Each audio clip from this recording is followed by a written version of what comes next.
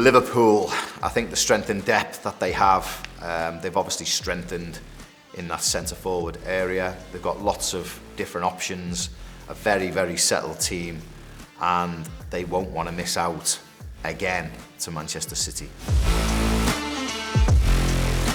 I think the top four in the Premier League this season will be Liverpool to finish first. I think Manchester City will finish a very, very close second. I think there'll be a slight gap, closer than 18 points last season, for Arsenal to finish in third and Tottenham to finish in fourth. I think it's obvious why the top two will finish first and second. They're so far ahead from the others who, are trying to close the gap. They're trying to strengthen every season, but it's just getting more and more difficult.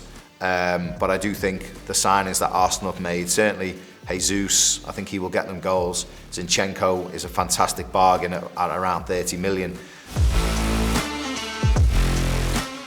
I don't think you can look too far away from the promoted teams from the Championship. I just think it becomes more and more difficult when they come up, trying to attract players, trying to sustain their position in the Premier League, because it's just so tough. They need a bigger squad. They have to spend money, and sort of owners don't like doing that. I do think there'll be a surprise, as there is every season. I think Everton, Leeds, Southampton have always sat just above that relegation zone, and I do feel like one of them will drop in. For me, that will be Everton, alongside Nottingham Forest and Bournemouth, unfortunately. Well, the Golden Boot is fascinating. I think there's some fantastic strikers in the Premier League this season. Son obviously had a great productive season last year at Spurs. Obviously Harry Kane, you'd have to look at him as pushing for the Golden Boot. And then obviously you've got Haaland, Nunez, Salah, you can't rule out again. For me, I'm going to go Haaland wins the Golden Boot, just. Again, the way that the Tottenham boys work together, they provide each other with lots of opportunities.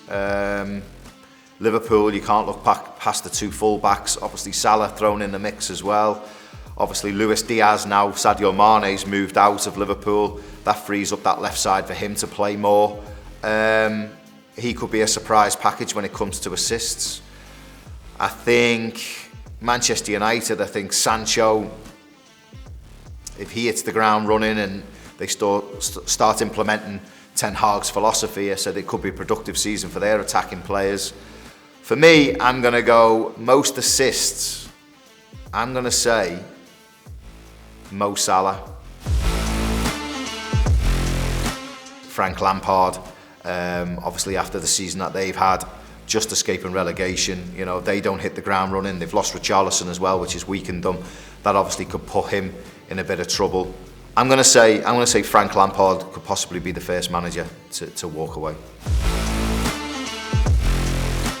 I think Mo Salah will win it again. I think Mo signing his new deal, everyone's expecting him to his standards to drop off. But in pre-season, from what I've seen, he's got this hunger and desire, which he's had over the last 3 or 4 seasons at Liverpool.